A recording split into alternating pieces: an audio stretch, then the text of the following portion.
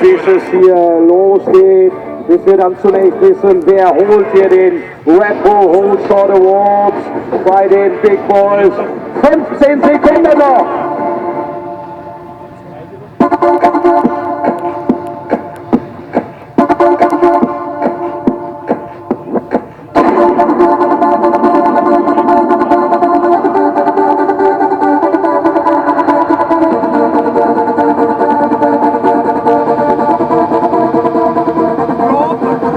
So, und hier geht es ab und es ist wieder Dennis Ulrich.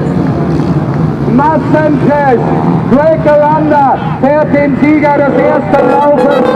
Pascal Rausenecker vorbei. Geht dabei auf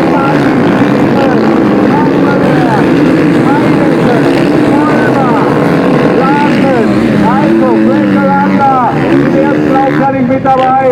War gut unterwegs. Genauso auf die Rausenecker. Aranda ein bisschen übermotiviert. Zieht hier das Hinterrad weg und damit die Jungs raus. Ist er profitiert. So, Reihenfolge, Dennis Ulrich, 949, Schiffer auf 2, Kurs 87, Paschinski auf 3, 160 zu schnell auf 4, wie er ist.